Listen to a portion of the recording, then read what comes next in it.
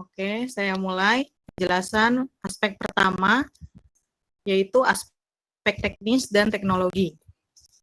Sebelum kalian mengisi aspek teknis dan teknologi, kalian harus mencari dulu penjelasan dari apa itu aspek teknis dan teknologi dari sumber e-book atau jurnal. Kemudian setelah memberikan paragraf penjelasan, kalian menyusun nomor 1, yaitu adalah lokasi pabrik.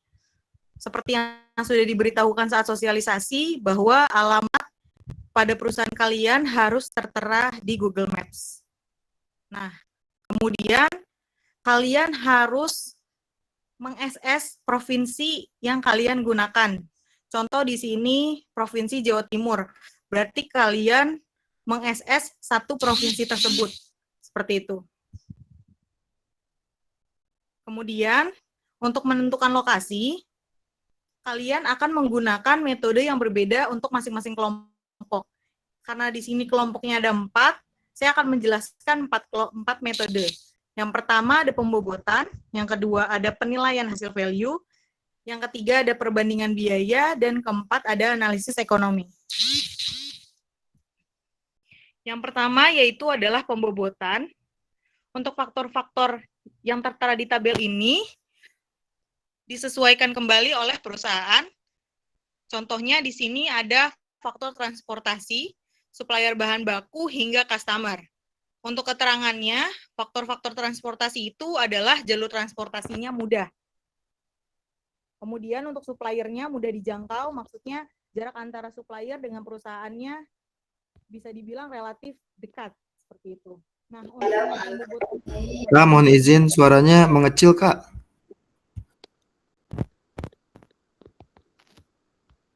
Sebentar ya. Saya coba dulu.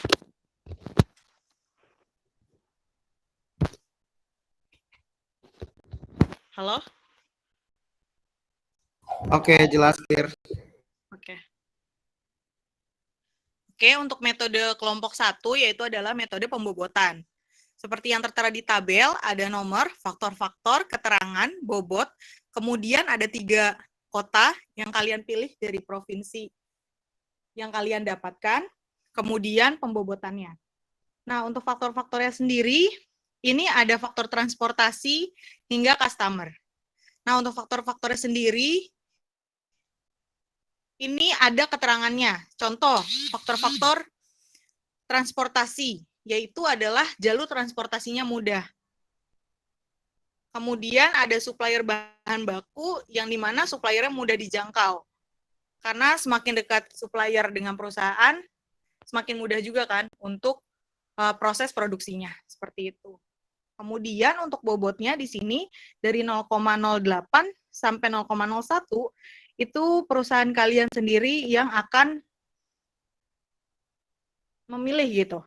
Seberapa besar persentase dari faktor-faktor tersebut. Contoh di sini ada 0,13 yaitu faktor tanah. Karena lokasi yang strategis itu jauh lebih penting daripada faktor-faktor yang lain. Bukan berarti faktor yang lain tidak penting, namun di sini faktor utama yang menjadi pertimbangan perusahaan kalian itu adalah faktor tanah, yaitu lokasinya strategis. Nah, di sini total dari faktor-faktor tersebut dijumlahkan 1. Kenapa? Karena 100%.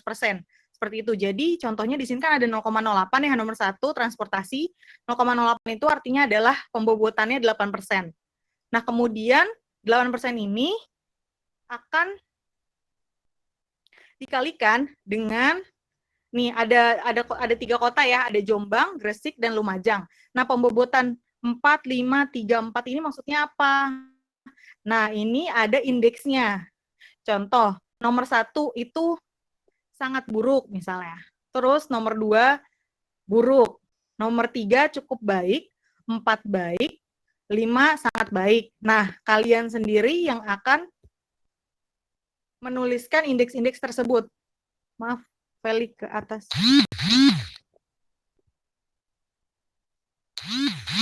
Nah, kemudian contoh di sini transportasi di Kota Jombang itu nomor 4, artinya transportasinya baik.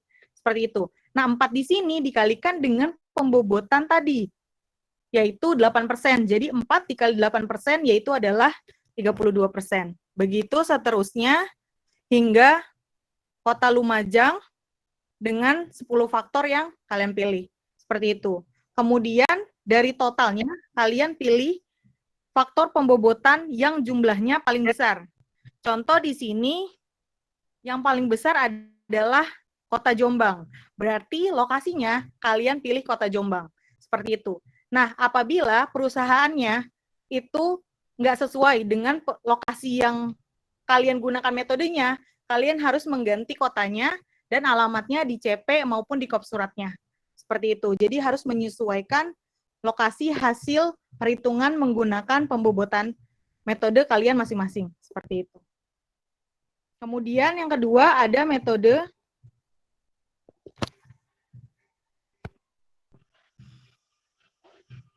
hasil value. Kalau sebelumnya ada pembobotan, yang ini adalah hasil value. Yang pertama ada faktor pasar, bahan baku, transportasi, tenaga kerja, dan lain-lain. Nah, untuk nilai lokasi yang ideal, maksudnya misalnya faktor pasar nih. Nah, menurut kalian faktor pasar itu nilai lokasinya itu bernilai paling besar value-nya dibandingkan lainnya. Seperti itu. Nah, berarti nilai value dari pasar itu nilainya paling tinggi, 40, dibandingkan faktor lainnya, yang di total harus berjumlah 100. Seperti itu. Nah, untuk Jombang, Gresik, dan Lumajang, sama seperti tadi, kalau tadi kan pembobotan itu dikali dengan indeksnya. Kalau sekarang, kalian memilih nilai value dari masing-masing kotanya itu berapa. Misalnya contoh, untuk pasar kan maksimal 40 ya. Nah, untuk Gresik misalnya mendekati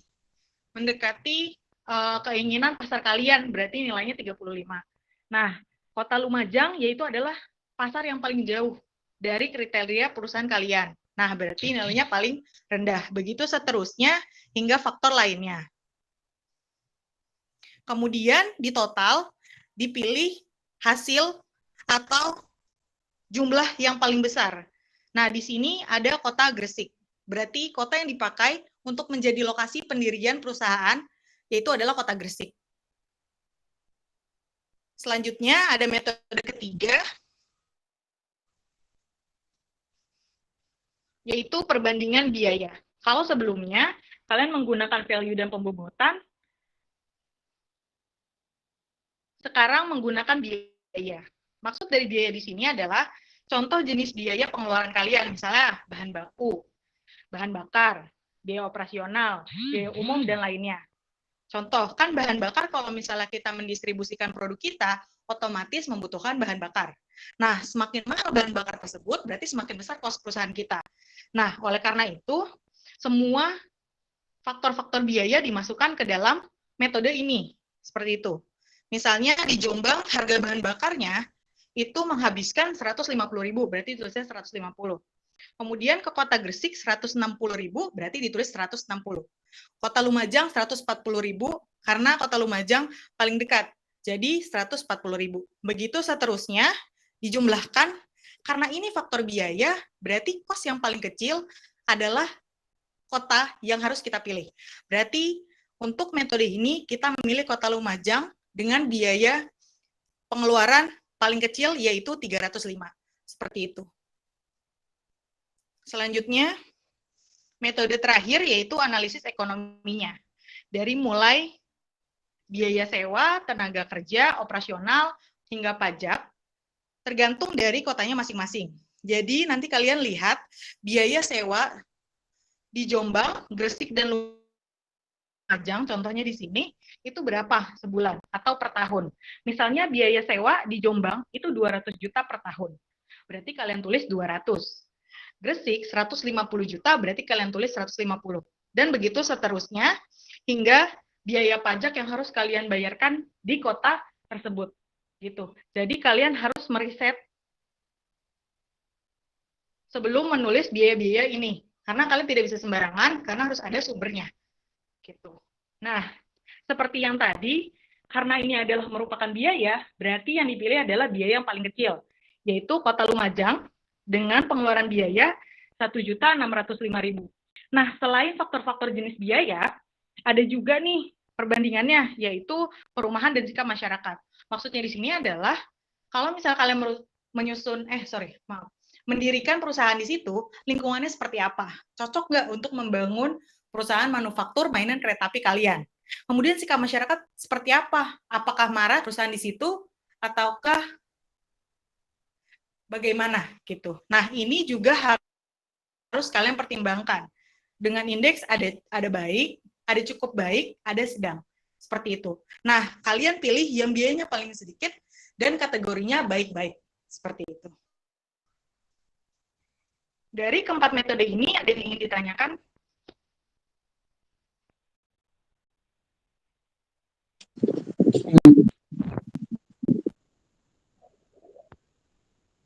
Ya.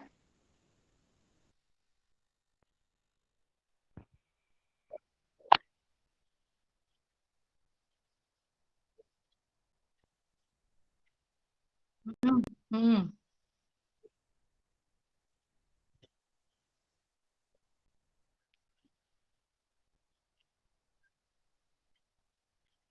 Oke, untuk kota kan di Jawa Barat banyak ya. Nah, kalian pilih 3 kota yang menurut kalian paling berpotensi untuk dijadikan lokasi pendirian perusahaan.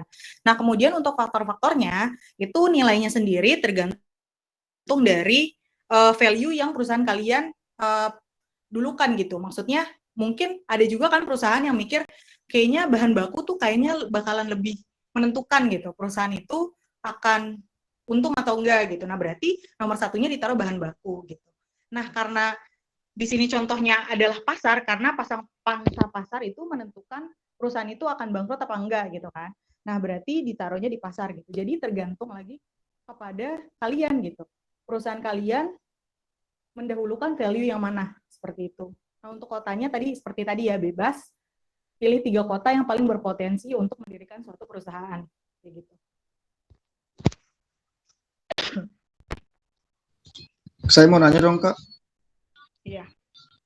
Jadi untuk nilai lokasi yang ideal itu nilainya itu ditentuin kita dan bebas. Asumsi. Ditentuin dari kalian.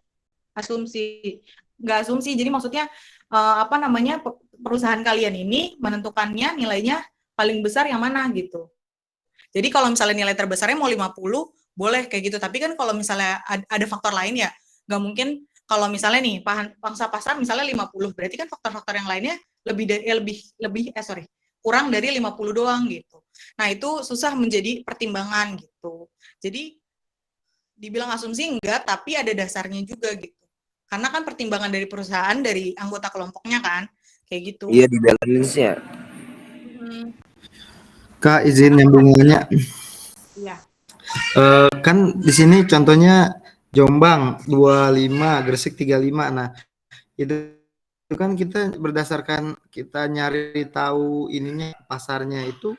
Iya. Kalau boleh tahu itu nilai 25 35 itu parameternya apa sih, Kak? Punten. Kan kalau misalnya tadi nilai paling maksimalnya 40 ya nilai value-nya. Nah, pilih nih kota mana yang menurut kalian paling mendekati faktor tersebut. Misalnya dari faktor pasar, Gresik nih paling punya pangsa pasar yang sesuai. Nah, berarti nilai Gresik itu paling tinggi. Namun, kalau misalnya Gresik belum memenuhi kriteria kalian banget yang sampai pas banget, berarti di bawah diturunin gitu. Nah, karena di sini nggak terlalu perfect banget, tapi mendekati nilai kriteria perusahaan kalian, pangsa pasarnya, berarti nilai 35 gitu. Semakin Oke, Kak, siap. Ya, semakin menjauhi kriteria semakin kecil nilainya. Siap, Kak Ulia. Seperti itu. Makasih. Oke. Oh iya, Kak, mudah-mudahan. Kita lanjut ke pembahasan selanjutnya.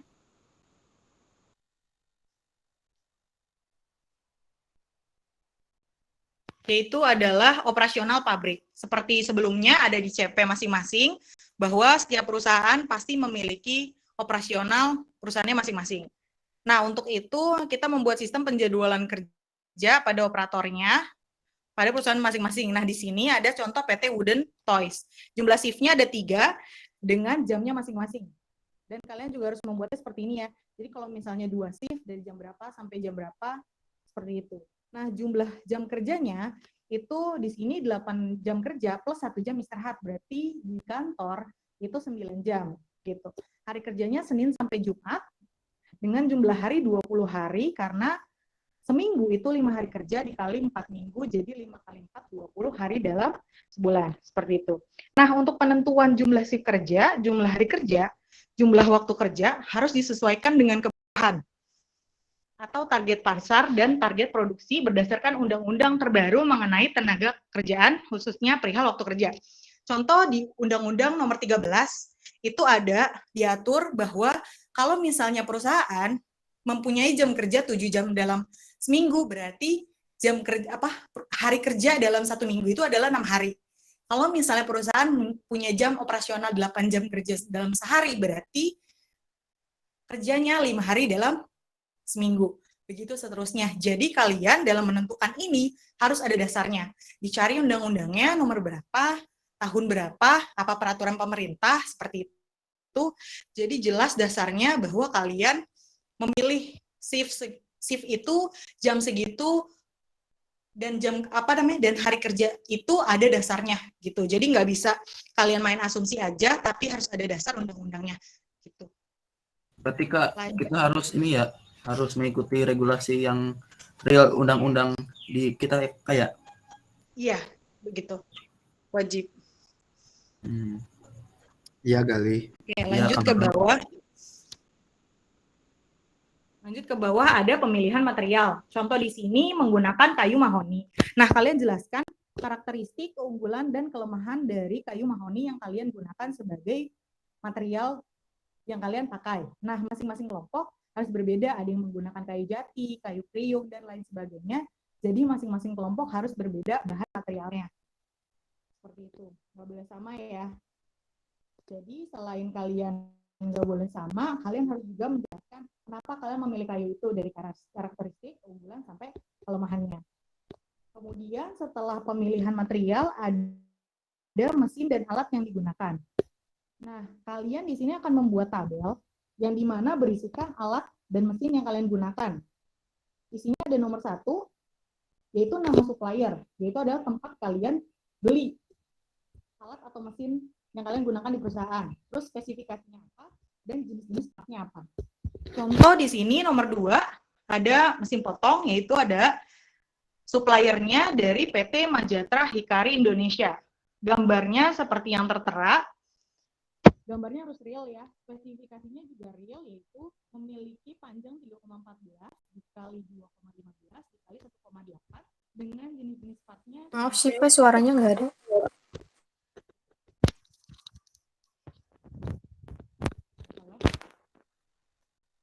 Sinyalnya hilang-hilang nggak ya, bentar ya?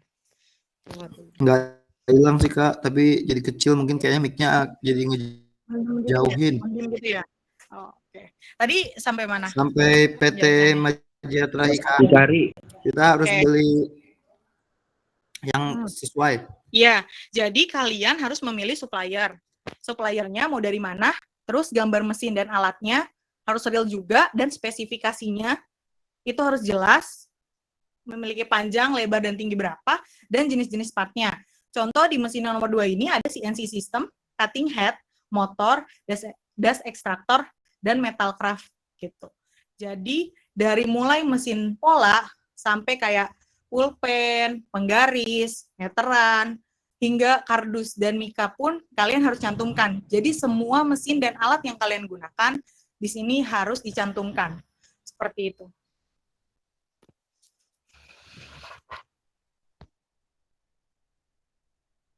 Kemudian lanjut, setelah mesin dan alat, kita akan memilih transisi. Contoh di sini ada nama kendaraan, jenis, gambar kendaraan, dan spesifikasinya. Misal mobil dinas direktur dikasih mobil Toyota Calya. Nama kendaraannya, jenisnya mobil dinas, gambar kendaraannya warna merah seperti ini, dengan spesifikasi ukuran panjang kali lebar kali tingginya jelas, dan masing-masing perusahaan harus menggunakan transportasi yang berbeda. Seperti itu. Jadi misalnya perusahaan kelompok 1 menggunakan mobil Toyota Calya, Berarti kelompok 2 boleh misalnya, lain sebagainya. Jadi spesifikasinya harus berbeda masing-masing kelompoknya. Seperti itu. Nah, menggunakan mobil apa untuk pengantaran dan lain sebagainya harus dijelaskan. Contoh di sini juga ada motor sebagai motor dinas menggunakan Honda Beat, berarti kelompok lain tidak boleh menggunakan motor Honda Beat. Seperti itu. Disesuaikan kembali dengan kebutuhan perusahaannya, butuh alat apa saja. Entah pick up atau bus atau truk seperti itu.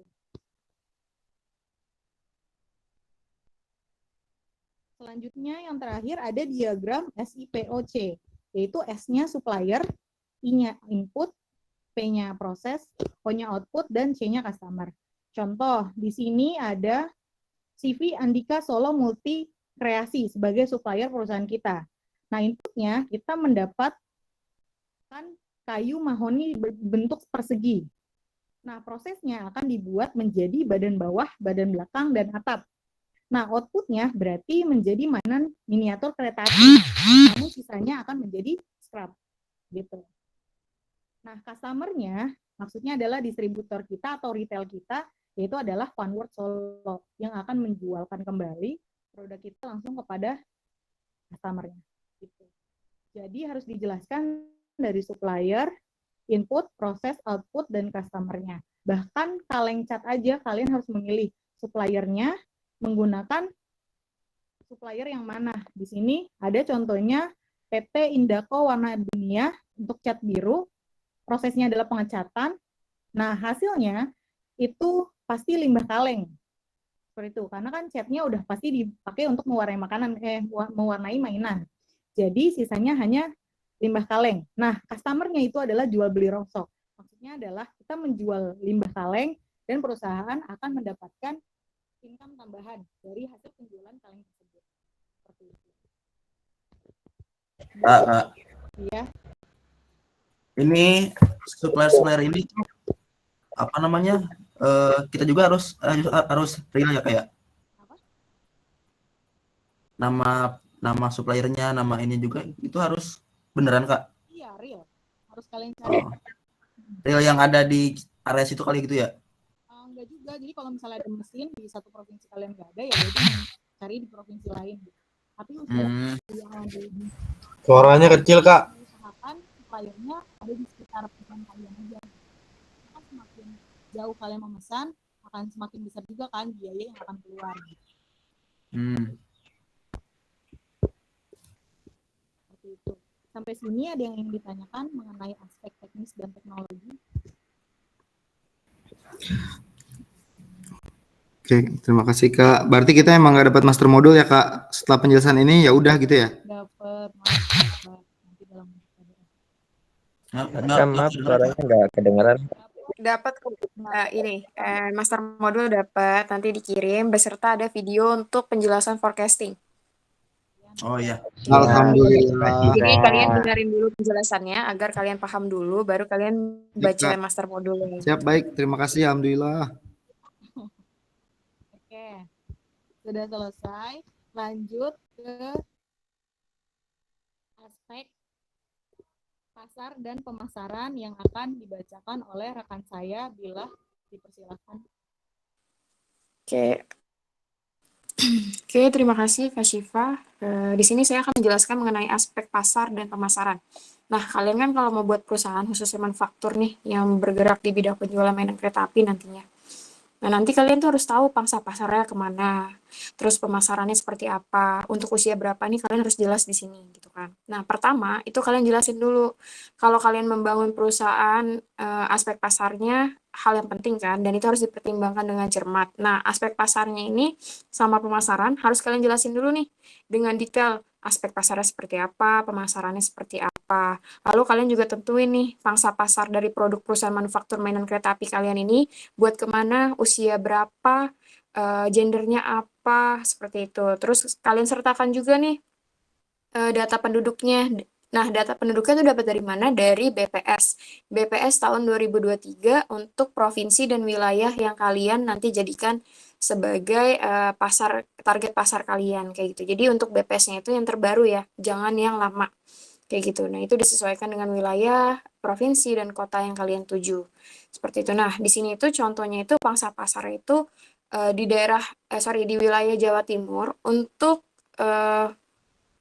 gendernya itu laki-laki dan age groupnya itu usia dari 5 sampai 9 tahun. Nah, nanti kalian kalau sudah dapat dari BPS tadi, kalian screenshot terus kalian letakkan di sini, kalian kasih warna nih. Kalau kelompok umurnya kalian mau menyasar yang mana, usia yang berapa dan gendernya mau yang mana. Nah, nanti kalian tandain warna seperti ini juga, terserah warnanya mau warna apa. Tapi nanti kalian tandain ya. Oke, jangan lupa dikasih sumbernya nanti dari BPS, ngambil dari web BPS ya, web resminya. Nah, kemudian kan tadi sudah dapatkan ya hasil dari BPS-nya. Nah, karena di sini targetnya itu usia 5 sampai 9 tahun, nah di situ kan jumlahnya ada tuh untuk gender laki-laki 1.499.156 orang anak laki-laki di Provinsi Jawa Timur yang akan dijadikan target pasarnya. Nah, kemudian di provinsi itu juga akan didirikan main kereta api kayunya nih. Jadi kalian sudah tahu nih pangsa pasarnya ke arah mananya. Nah, kemudian setelah itu kalian jelasin juga nih mengenai perusahaan pesaing di industri serupa yang terdapat pada provinsi tersebut yang tadi dijelasin sebelumnya. Jadi pesaingnya ini harus real. Kan kalian nanti lihat lokasinya pakai Google Maps ya. Nah, nanti kalau pakai Google Maps itu kan situ pasti ada tuh yang namanya mainan-mainan gitu. Pasti ada toko mainan kah atau perusahaan mainan kayak gitu. Nanti kalian lihat di situ. Nah, di sini ini contohnya ada 4. PT Mentari Internasional, Planet Mainan Indonesia, Anak Pintar Production, dan CV Putra Putri. Di sini ada 4. Kemudian data penjualan itu dari mana? Kita balik dulu sebelum bahas data penjualan, kita ke persentasenya. Di sini itu ada ketentuannya ya. Total persentase pesaing maksimal 50%. Jadi dia tidak boleh menguasai pasar terlalu lebih. Jadi 50% itu udah total keseluruhan. Untuk persentasenya gimana? Itu kalian sesuaikan saja. Berapapun itu terserah, asalkan tidak melebihi 50% menguasai pasarnya. Oke, terserah mau berapa aja, asal tidak melebihi 50%. Oke, nah setelah udah persentasenya kalian tentukan, kemudian data penjualannya itu kalian hitung. Jadi persentase pasarnya ini dikali dengan BPS yang tadi. BPS yang tadi kan misalnya 1.499.000 tuh. Nanti didapatkan hasilnya 89.949 untuk data penjualannya. Sorry Kak Prelida, kayaknya sinyalnya jelek. Saya lanjut aja ya, tadi kan udah lihat ya. Nah, nanti kalian hitung nih. Sebentar. Saya share screen dulu. Teman-teman, sinyalnya gangguan. Kak, emang Rifa Abdul Rauf mah kayak gitu Kak. Ya, di home sih Kak kayaknya. Di home di sini bagus Kak. Yang gitu Pak. Ih, karet Jangan Pak, maaf. dewasa banget.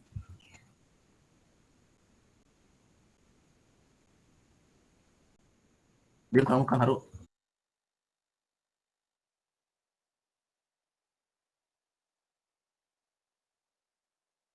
Kang Haru udah ngopi Kang Haru. Mohon maaf ya semuanya, tadi sinyal saya terputus. Saya lanjutkan share Siap Kak, screen lagi. Siap Kak, aman Kak. siap Kak. Di Citrup juga jelek Kak.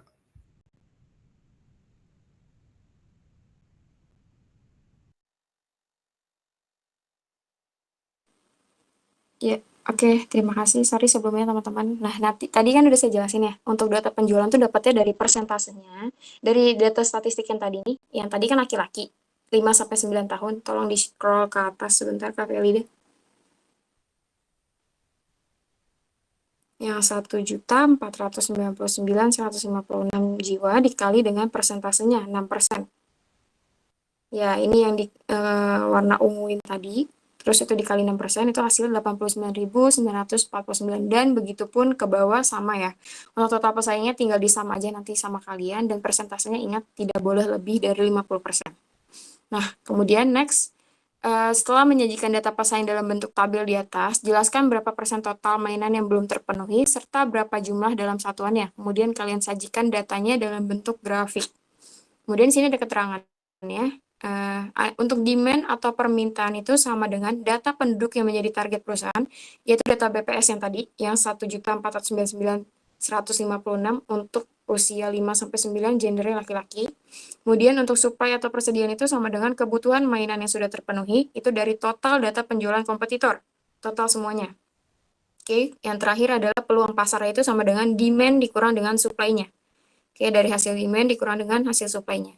Di sini ada catatan nih, ketentuan perusahaan untuk memenuhi kebutuhan mainan itu 5-25% dari peluang pasarnya. Jadi ketentuannya itu untuk memenuhi kebutuhan mainannya hanya 5-25% dari peluang pasarnya. Nah, dari tabel yang tadi di atas sudah dihitung nih, itu nanti didapatkan hasil persentasenya tadi 48% ya totalnya dari seluruh pesaing. Kemudian kebutuhan mainan yang belum terpenuhi di Jawa Timur adalah 52% dari 100%. Nah, atau sebanyaknya itu 779.561. Kemudian untuk dapat memenuhi kebutuhan mainan yang belum terpenuhi, berarti si PT Manufaktur PTLF ini dapat mengambil 2,8% dari 52%-nya, atau sebanyak 41.976. Untuk kebutuhan mainan yang belum terpenuhi ini disajikan dalam bentuk grafik pie di bawah ini. Jadi tadi kan di atas sudah dijelasin ya, setelah disajin dalam bentuk tabel, disajin dalam bentuk grafik. Nah, ini grafiknya nih, contoh grafik pie-nya. Nanti kalau kalian mau lebih mudah, persentasenya itu ditaruh di sini aja. Misalnya PT Mentari tadi 6%, kalian tulis aja di dalam grafiknya 6%, kayak gitu. Kemudian, di sini ada menjelaskan mengenai aspek pemasaran dan jelaskan juga media apa yang kalian gunakan untuk memasarkan produk kalian. Sertakan harga terupdate untuk menggunakan media promosi yang digunakan tersebut. Catatannya, media promosi yang kalian gunakan untuk perusahaan kalian itu minimal 3. Media promosi itu bisa dilakukan secara online maupun konvensional. Jadi bebas nih kalian mau pilihnya online atau mau lewat brosur, spanduk, dan lain-lainnya itu terserah. Nah, di sini itu contohnya itu kita pakai 3, yaitu Instagram, TikTok, dan spanduk. Di sini ada kolom harga ya. Untuk harga itu kan kalau Instagram, dia tergantung ya, dia mau di Snapgram atau di feed-nya atau di reel-nya. Oke. Nah, di situ kalian pilih nih, nanti kalian mau Instagram bagian yang mananya. Bagian mana kalian mau promosi di tempat yang mana. Nanti ditentuin nih harganya. Untuk misalnya 1 kali pasang Snapgram, itu berapa per minggu biayanya, atau dia mungkin jatuhnya per bulan. Taruhlah mungkin 5.000 ya, kasar contoh. 5.000 per minggu. Durasinya hanya 1 minggu, berarti 5 kali 1, 5. Berarti total biayanya adalah 5.000, kayak gitu. Jadi nanti semuanya itu kalian jumlahkan berdasarkan apa? Dari harga terupdate media-media tersebut. Jadi kalian cari aja nanti referensinya dari Instagramnya langsung, TikTok, banner, atau percetakan kayak gitu. Nanti kalian sesuaikan saja dengan kebijakan perusahaan kalian nih, mau memasarkan produk menggunakan apa. Nah, kemudian setelah kalian hitung harga media promosi yang digunakan, kalian buatlah alasannya. Kenapa kalian menggunakan media-media tersebut? Alasannya itu untuk apa? Contoh, kalau Instagram, kenapa kalian menggunakan Instagram?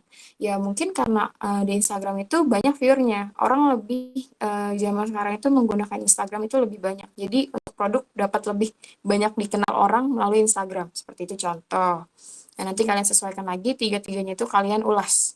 Seperti itu. Kemudian di sini saya bahas aspek manajemen dan aspek organisasi. Pada aspek manajemen dan organisasi, kalian jelasin dulu nih, aspek manajemen itu apa, aspek organisasi itu apa, kemudian kalian tampilkan struktur organisasi dari perusahaan manufaktur kalian, serta kalian jelasin juga nih tugas dari masing-masing bagiannya secara lengkap, beserta tunjangan jabatan, kesehatan, transportasi, dan makanannya. Oke, di sini contohnya untuk struktur organisasi itu kayak CP ya, sampai terakhir itu ada OB dan Satpam gitu. Nah, kemudian untuk job desk-nya itu, nah kalian jelasin juga komisaris itu apa, dirut itu apa, job desk-nya itu seperti apa. Itu dijelasin dalam pasal 144 Undang-Undang Nomor 40 Tahun 2007, perseroan terbatas dalam undang-undang tersebut disebutkan tugas komisaris itu seperti apa. Jadi kalian nih membuat job desk ini, menjelaskan job desk tidak hanya berdasarkan buku, tapi ada undang-undangnya juga. Kayak gitu. Jadi nanti kalian cari juga ya detail seperti sebelum-sebelumnya, aspeknya sebelumnya, itu menggunakan buku, e-book, dan panduan yang tertentu ya. Maksudnya kalau misalkan kalian buka nih Kementerian Hukum, kayak gitu, Ketenaga Kerjaan, itu biasanya ada tuh bukunya, guide-nya. nanti kalian gunakan itu juga nggak apa-apa kayak gitu. Jadi memang semuanya ini real ya, kayak kalian benar-benar membangun perusahaan sendiri dari nol kayak gitu. Jadi harus benar-benar disiapin semuanya dari dasarnya agar kuat kayak gitu. Nah, kemudian kita masuk selanjutnya, kalian lanjutkan ini sampai jabatan posisi yang paling bawah. Oke, jadi sampai satpam nanti juga ada tuh job desk-nya seperti apa, tanggung jawabnya seperti apa, sarana dan prasarana seperti apa, kayak gitu. Oke, itu saja yang dapat saya sampaikan. Selanjutnya untuk aspek finansial akan disampaikan oleh Kak Felida. Waktu dan tempat saya persilakan Kak Feli.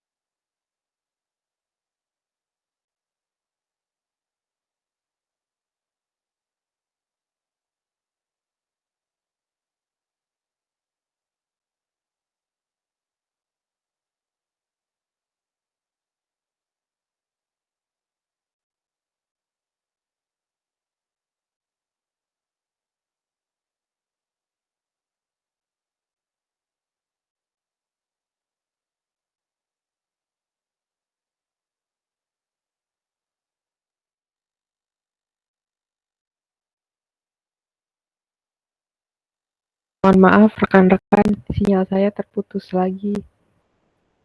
Asal jangan hati keputus, Pak. Apaan sih Gak jelas Kiki ini suaranya suara mesin. Sinyal boleh keputus, hati nggak boleh keputus, Bu. Iya, nggak Info- nyambung banget itu. Informasi yang gak boleh keputus Oke, ini modul. kita lanjut ya teman-teman.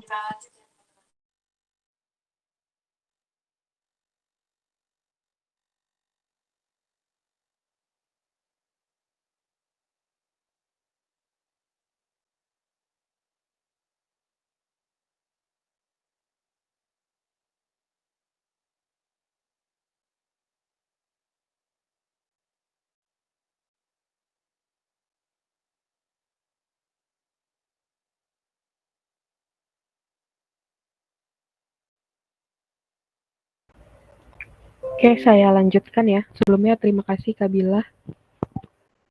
Jadi pada aspek finansial ini, poin yang keempat, sama seperti poin sebelumnya, di sini kalian menjelaskan terlebih dahulu aspek finansial dalam membangun perusahaan itu seperti apa.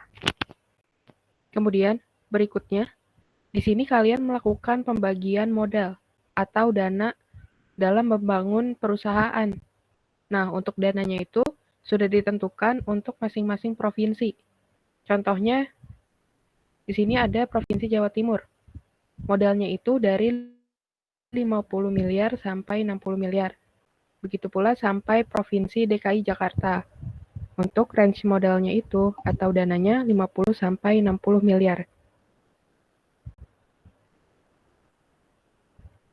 Nah, lalu di sini kalian berikan narasi nih.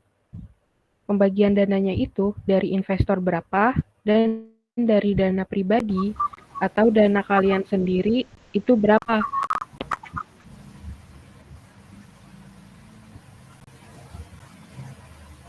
Intinya, pembagian dari dana investor dan dana pribadi itu ketika ditotalkan harus sesuai range yang sudah ditetapkan. Kemudian, setelah menetapkan modal untuk membangun perusahaan, di sini ada penentuan harga jual produk. Ya, matiin aja mic ya.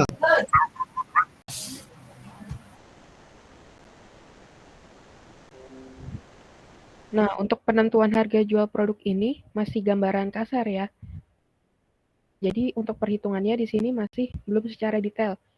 Dan untuk harga jual produknya itu bisa saja nanti berbeda saat di perhitungan modul APP2 karena ini masih gambaran kasar aja nih. Nah, untuk menentukan harga produk itu yang pertama ada biaya bahan baku. Untuk biaya bahan baku ini terbagi lagi menjadi dua. Yang pertama biaya bahan baku utama yang berisi material utama dalam membuat mainan kereta api kayu. Nah, di sini ada kayu persegi sama kayu silinder. Untuk jenis kayunya seperti kayu mahoni atau kayu balsa, itu disesuaikan dengan ketetapan perusahaan masing-masing. Nah, kemudian untuk satuannya, di sini bisa unit maupun pieces. Kemudian untuk jumlah fisiknya, itu kalian sesuaikan dengan yang tadi di aspek pasar dan pemasaran. Di situ kan ada range-nya ya, tiap perusahaan itu 5-25%. Nah, jadi untuk jumlah fisiknya disesuaikan dari situ.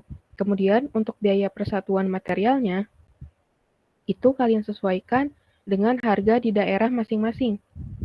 Contohnya di Jawa Timur, untuk kayu balsa persegi itu per unitnya berapa harganya. Nah, kemudian di sini ada kolom jumlah. Untuk jumlah ini dari biaya persatuan dikalikan jumlah fisik. Dalam mencari harga material ini, jangan lupa untuk di-screenshot, karena ini akan menjadi lampiran aspek finansial. Berikutnya di sini ada biaya bahan baku pendukung. Nah, untuk biaya bahan baku pendukung ini, contohnya itu ada cat kayu, lem, solasi, kemudian kardus, mika. Itu disesuaikan lagi dengan perusahaan menggunakan bahan baku pendukung apa aja. Untuk jumlah fisiknya juga sama, itu disesuaikan lagi. Perusahaan kalian memproduksi berapa. Kemudian untuk biaya persatuannya itu juga sama, disesuaikan dengan harga di daerah masing-masing. Untuk jumlah, caranya sama seperti sebelumnya. Dari biaya persatuan dikali jumlah fisik. Kemudian setelah didapatkan semua, harga biaya bahan baku, harga biaya bahan baku utama, harga biaya bahan baku pendukung. Berikutnya di sini kita totalkan. Kita lanjut. Yang kedua, dalam penentuan harga jual produk itu ada biaya tenaga kerja. Yang pertama di sini ada biaya tenaga kerja langsung. Nah, tenaga kerja langsung ini pekerja yang bekerja di lantai produksi. Jadi di sini ada operator dari tiap stasiun kerja. Contohnya operator meja pola sampai operator stasiun kerja yang terakhir. Di sini satuannya juga dicantumkan. Kemudian jumlah pekerjanya itu juga dicantumkan sesuai dengan kapasitas produksi perusahaan masing-masing. Kemudian untuk biaya atau gaji pekerjanya itu disesuaikan juga dengan upah minimum provinsi daerah masing-masing.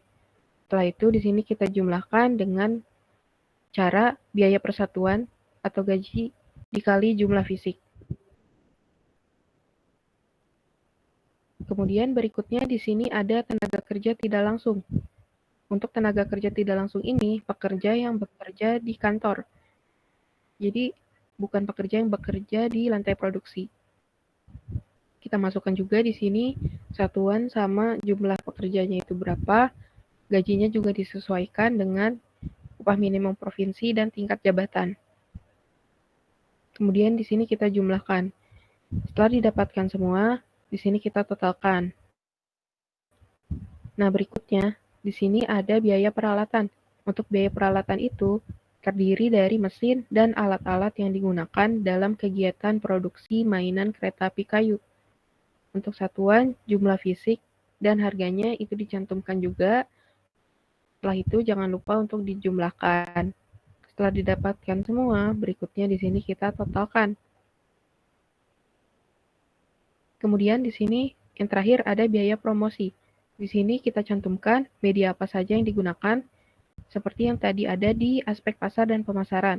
Kemudian satuan atau durasi waktunya itu bagaimana, jumlahnya itu kita cantumkan juga, kemudian biayanya berapa, setelah itu kita jumlahkan. Setelah didapatkan semua, berikutnya di sini kita totalkan. Berikutnya kita masuk ke perhitungan markup. Di sini ada total biaya produksi.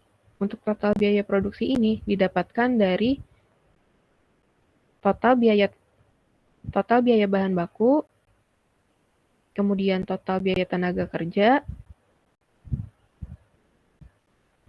kemudian total biaya peralatan, dan total biaya promosi. Jadi dijumlahkan semua.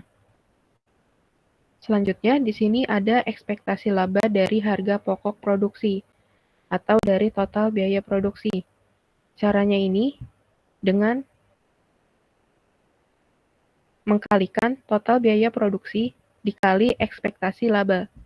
Nah, untuk contohnya, di sini itu ekspektasi labanya 80%. Jadi, 2 miliar 500 juta 56 juta sekian dikalikan 80%. Maka didapatkan hasilnya itu 2 miliar sekian ini. Nah, untuk ekspektasi laba itu bebas, sesuai kebijakan perusahaan masing-masing, boleh 90% atau mungkin perusahaan kalian mau 100%, itu boleh. Kemudian setelah itu di sini ada total. Untuk total ini merupakan penjumlahan dari total biaya produksi dan ekspektasi laba dari HPP. Berikutnya di sini ada volume produksi. Ini disesuaikan lagi dengan kemampuan produksi perusahaan masing-masing. Setelah itu ada perhitungan harga jual per unit. Caranya dengan total dibagikan dengan volume produksi.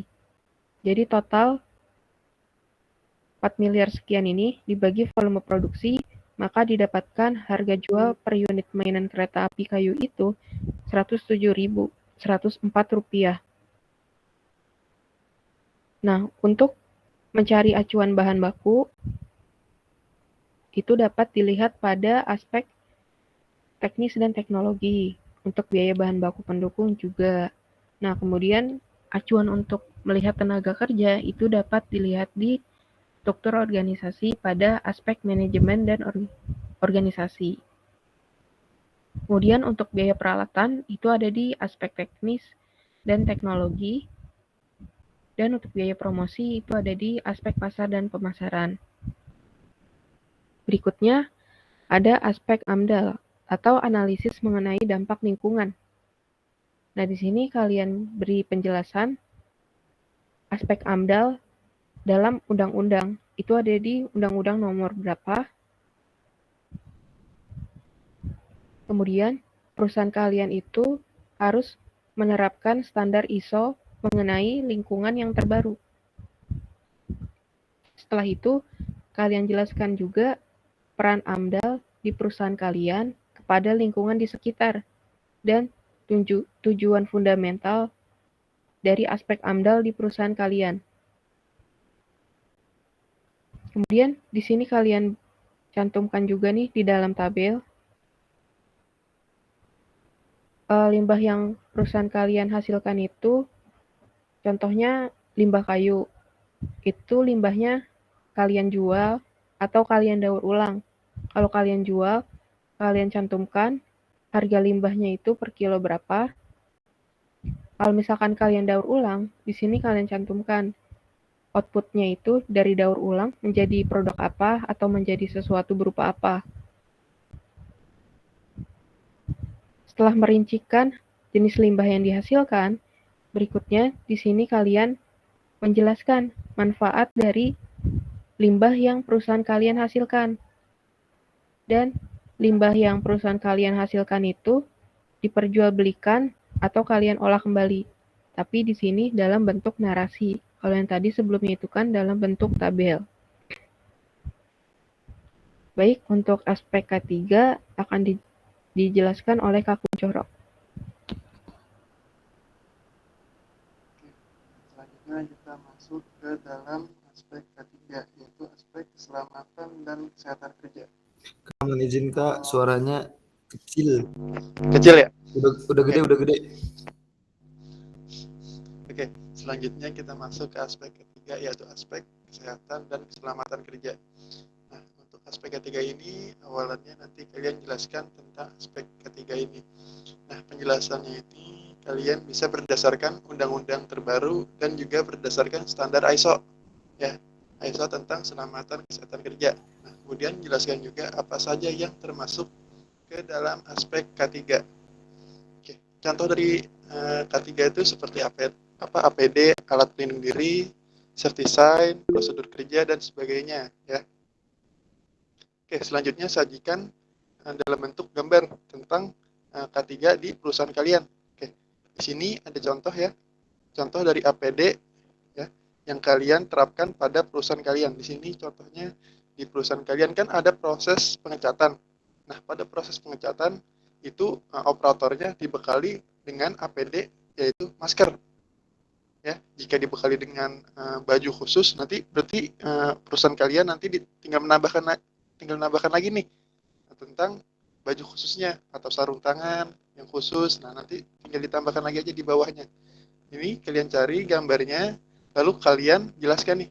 Kan untuk masker pada tempat kerja khusus, yaitu seringkali terjadi udara kotor, ya, khususnya pada tempat pengecatan, akibatnya dari debu kasar yang berupa racun, ya, yaitu CO2 yang dapat menurunkan konsentrasi oksigen di udara. Makanya pada perusahaan tersebut diharuskan menggunakan APD, yaitu masker. Ya, nanti untuk APD yang lainnya itu kalian masukkan lagi aja nih, sesuai dengan ketentuan atau SOP di perusahaan kalian masing-masing. Oke, selanjutnya ada safety sign. Nih, pada safety sign di sini kan ada simbol-simbolnya. Setiap perusahaan atau PT pasti memiliki safety sign, yaitu simbol-simbol. Ya, saat kita pertama kali masuk perusahaan pasti sudah terlihat dong jelas, ya kan? Kalau di ruang pengecatan pasti di situ ada safety sign bahan kimia, ya kan? Kalau di daerah yang lain-lainnya produksi pasti ada safety sign yang berhubungan dengan area produksi tersebut. Nah, nanti kalian cari nih safety sign yang ada untuk perusahaan kalian nantinya. Nah, selanjutnya untuk beberapa pekerjaan itu nanti kalian buat instruksi kerjanya atau IK, ya. Untuk instruksi kerja di sini ada contohnya. Nah, instruksi kerja pengecatan miniatur kereta api. Nah, untuk instruksi kerjanya nanti kalian buat, kan untuk proses pembuatan mainan itu kan banyak prosesnya. Nanti setiap kelompok membuat aja salah satu contoh instruksi kerja dari salah satu proses. Jadi setiap kelompok instruksi kerjanya itu tidak ada yang sama. Oke, untuk contohnya bisa kalian cari sendiri.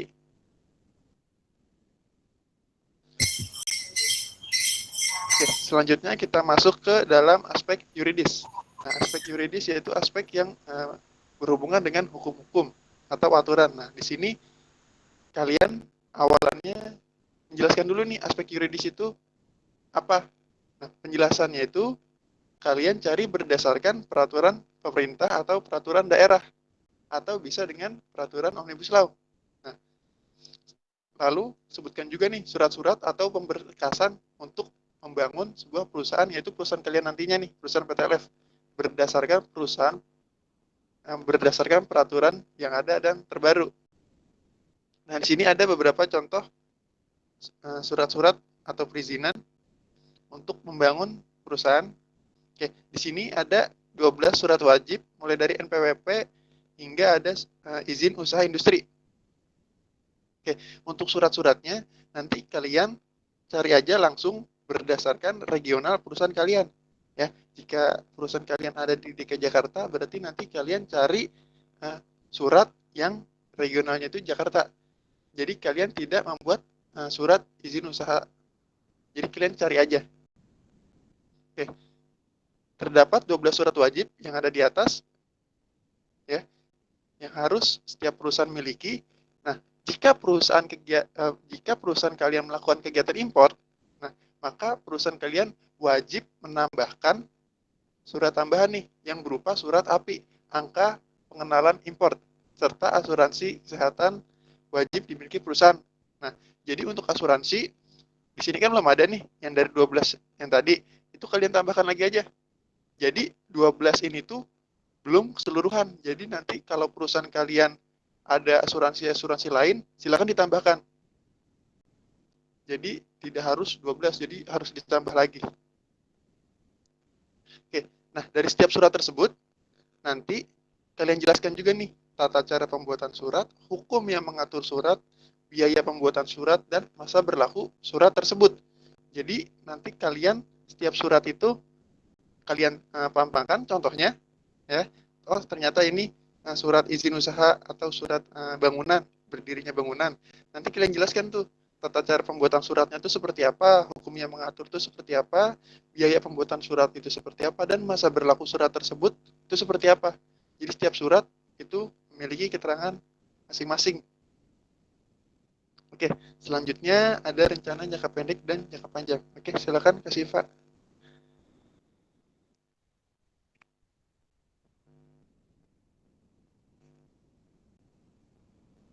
Kak Siva, silakan dilanjutkan untuk rencananya.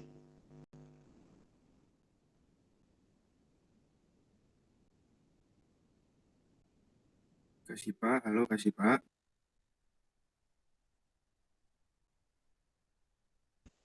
Oke, mungkin saya aja ya yang lanjutin untuk rencana jangka pendek, menengah, dan panjang bagi perusahaan. Nah, di sini itu tunjukkan untuk apa sih? Nah, untuk jangka pendek, menengah, dan panjangnya ini untuk perusahaan kalian nih. Jadi kalian kan bangun perusahaan dari nol ya. Nah, karena kalian bangun dari nol, berarti kalian harus punya dong sudut pandang lain. Oh, nanti 5 tahun ke depan seperti apa? 3 tahun ke depannya lagi lebih pendeknya lagi seperti apa? Bahkan 10 tahun ke depan itu perusahaan kalian akan seperti apa? Nah, kalian itu harus tahu jangka pendeknya ini dari aspek-aspek yang lain. Jadi aspek teknis dan teknologi yang tadi kan dijelasin sama Kak Syifa sebelumnya, udah jelasin ya, itu untuk berapa nih? Kalau untuk jangka pendek 3 tahun ini seperti apa hasilnya, untuk jangka menengahnya 5 tahun misalnya seperti apa, dan untuk yang jangka jauhnya, jangka panjang itu 10 tahun, kalian akan seperti apa perusahaan kalian berdiri. Nah, untuk aspek yuridis juga gitu, dasar hukumnya. Dasar hukumnya seperti apa nih? Misalnya dia ada NPWP ya untuk pembuatan surat. Mungkin nanti 5 tahun ke depan ada tambahan lagi. Jadi kalian kan ada kayak misalnya kalau hukum itu, bahkan kita internasional aja ada kadang ya. Untuk beberapa tahun ke depan tuh kita akan ada membuat ini loh, hukum terkait ini. ISO aja bisa diperbarui terus. Nah, kalian tuh harus tahu hal-hal yang kayak gitu untuk menentukan jangka panjang, pendek, dan menengah bagi perusahaan kalian. Di sini rencana jangka pendek, menengah, dan panjang perusahaan kalian itu dibuat secara matang sesuai dengan perencanaan perusahaan masing-masing. Untuk apa? Untuk apa aja? Untuk seluruh aspeknya. Kayak gitu. Jadi untuk seluruh aspeknya mulai dari teknis dan teknologi sampai dengan aspek yang terakhir tadi yuridis, itu kalian buat jangka pendek, menengah, dan panjang ya. Kayak gitu. Jadi semuanya ada ya. Dari teknologi, kemudian dari pangsa pasar, pemasaran, finansial, manajemen, organisasi, K3, AMDAL, yuridis, dan lain-lainnya itu harus ada semua. Jangka pendek, panjang, menengahnya. Oke, itu saja yang dapat kami sampaikan. Jika ada yang ingin tanyakan, kami persilahkan. Mungkin sebelum buka sesi pertanyaan, mungkin dari Pak Andri atau Pak Asep ada yang ingin mau disampaikan, Pak? Atau ada tambahan?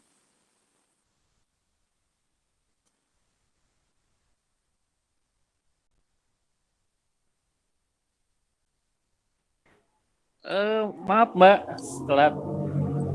Dari saya cukup, tapi kalau ada pertanyaan silahkan. Baik, Pak. Saya bisa, kalau ada pertanyaan silahkan ditanyakan. Baik, Pak. Terima kasih. Terima kasih. Untuk Pak Asep mungkin ada yang ingin ditambahkan Pak Asep? Selaku dosen pengampu APP. Atau dari kakak-kakak Asep yang lainnya ada yang ingin ditambahkan? Jadi di sini tuh kalian pakai real ya semuanya, terus sumber-sumbernya juga real, data-data yang kalian ambilkan juga real, baik hukum maupun BPS-nya itu harus real, surat-surat contoh suratnya itu real, kayak gitu. Nanti kalian cari aja kalau untuk contoh surat, kayak gitu. Dan diingat untuk forecasting nanti ada videonya ya di BCR, belum ke jadwal, belum muncul. Nanti udah saya jadwalin, nanti muncul MM-nya. Kemudian Kak Felida tolong yang lampirannya. Nah, ini. Ya, lampiran akan dijelaskan Kak Felida ya. Silakan Kak Felida. Baik, terima kasih Kak Bila. Jadi untuk lampiran itu sama seperti bab-bab lainnya, wajib menggunakan kop surat. Karena ini modul APP, jadi menggunakannya kop surat perusahaan APP. Nah, untuk kop surat ini wajib mulai dari lembar-lembar sampai lampiran. Jadi semuanya wajib menggunakan kop surat, kecuali bagian cover. Untuk lampiran Badan Pusat Statistik, jadi di sini kalian melampirkan tabel yang berisi data warga provinsi perusahaan kalian didirikan. Nah, untuk contohnya di sini itu untuk perusahaan yang ada di Provinsi Jawa Timur. Nah, jadi di sini ada tabelnya mulai dari kelompok umur, kemudian gendernya, dan jumlah totalnya. Berikutnya ada lampiran forecasting. Nah, untuk lampiran forecasting ini dijelaskan terpisah. Nanti ada video penjelasannya. Jadi kalian membuat dua lampiran forecasting, yaitu lampiran forecasting supply dan demand. Kemudian di sini ada lampiran map supplier. Untuk lampiran map supplier ini, kalian mencantumkan nama supplier, kemudian alamatnya, setelah itu gambar dari Google Maps yang berisi jarak dari perusahaan kalian ke lokasi supplier. Nah, untuk lampiran map supplier ini dicantumkan semua ya.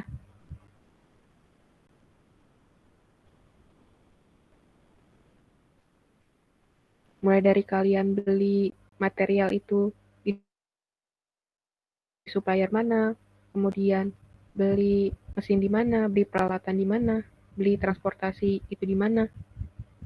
Oke, berikutnya ada lampiran struktur organisasi.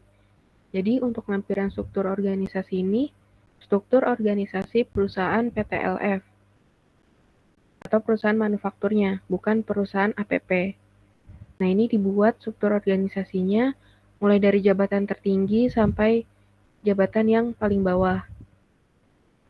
Ini dibuatnya di AutoCAD menggunakan kertas A3. Jangan lupa juga untuk diberikan etiket. Kemudian berikutnya ada lampiran aspek yuridis. Untuk lampiran aspek yuridis ini mencantumkan nama surat atau dokumen yang digunakan dalam membangun perusahaan. Selain ada nama surat atau dokumen, di sini ada gambar surat. Gambar surat atau dokumen yang perusahaan kalian butuhkan. Untuk gambar suratnya ini, boleh kalian dari website, misalkan NPWP, berarti itu dari website pajak. Tapi kalau penjelasan atau pengertian, itu wajib dari jurnal atau buku. Kalau gambar seperti ini, boleh dari website. Kemudian yang terakhir itu ada lampiran aspek finansial. Nah, untuk lampiran aspek finansial itu, kalian mencantumkan screenshot harga dan gaji pekerja yang dicantumkan pada penentuan harga jual produk tadi.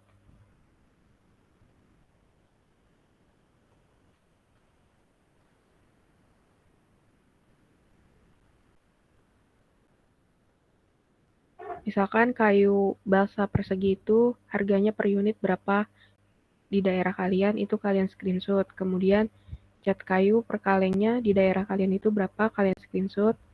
Kemudian gaji pekerja, upah minimum provinsinya berapa, itu kalian screenshot.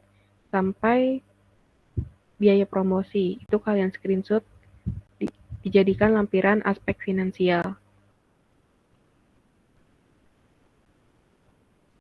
Oke, sekian untuk penjelasan lampiran modul APP1. Saya kembalikan lagi kepada Kabila.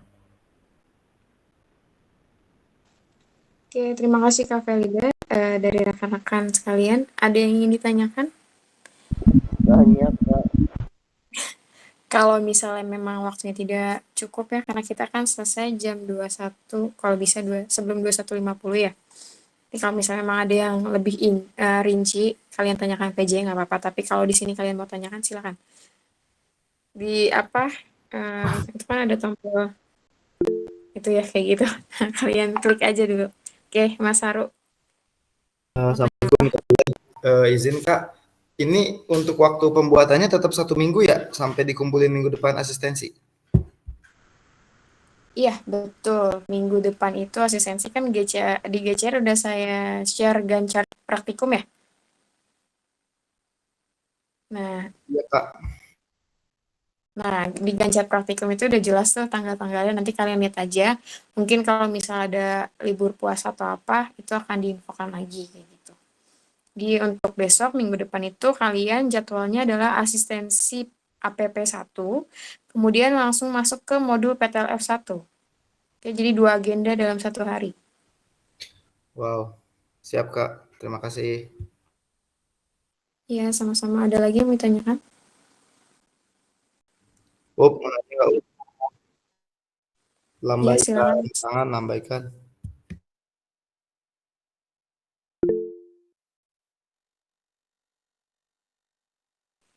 Iya.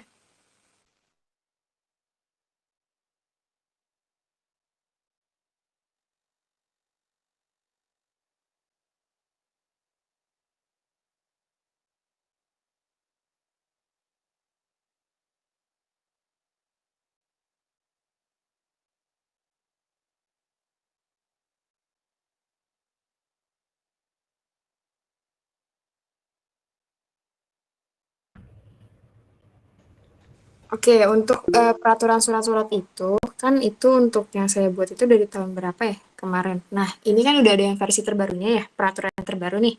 Nah, kamu gunakan yang peraturan terbaru aja, Mas. Jadi yang nggak apa-apa, udah all out di situ, di NIB itu. Jadi nggak apa-apa pakai itu aja gitu. Jadi, tapi semuanya udah ke cover kan.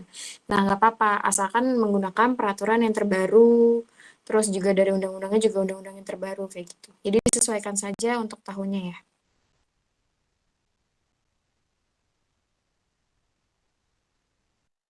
Ya, sama-sama. Ada lagi mau ditanyakan?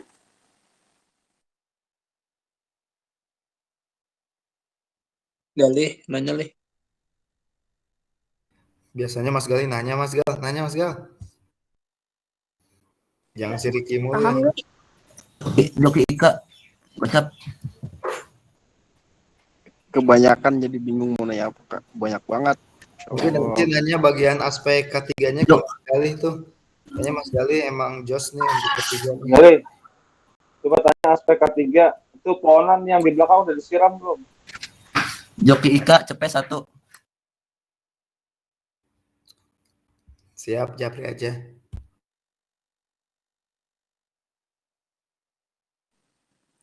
Oke, kalau tidak ada yang ditanyakan, saya ingin tutup nih. Masih ada yang ditanyakan nggak, rekan-rekan? Siap Kak, mungkin kedepannya kalau ditanyakan nanti di grup aja Kak, di grup kalau boleh. Oke, kalian di situ udah di dia grup ya, jadi kalian bisa tanya di grup dan bisa tanya PJ-nya langsung. Ingat ya, tanya PJ-nya langsung. Jadi ada satu kelompok dipegang satu PJ, jadinya silakan tanya ke PJ langsung atau melalui grup gitu, oke? Oke, Ya, siap. Kak, mendingan intens ke ini aja Kak, kerja aja. Ya Kak, soalnya kalau nanya teman suka salah, suka disesatkan. Iya, betul Kak. Apalagi nanya Oke. Kang Haru, aduh parah emang. Oke, rekan-rekan, terima kasih atas waktunya dan terima kasih untuk Pak Asep serta Pak Andri selaku dosen pengampu mata kuliah praktikum sudah menghadiri pemaparan materi praktikum pada hari ini. Kami dari Asep izin pamit, kurang lebihnya mohon maaf. Sekian dan terima kasih. Wassalamualaikum warahmatullahi wabarakatuh. Selamat malam semuanya. Waalaikumsalam Waalaikumsalam warahmatullahi Waalaikumsalam. Kak Felida, Kak Nur Aulia dan yang lainnya. Terima kasih banyak.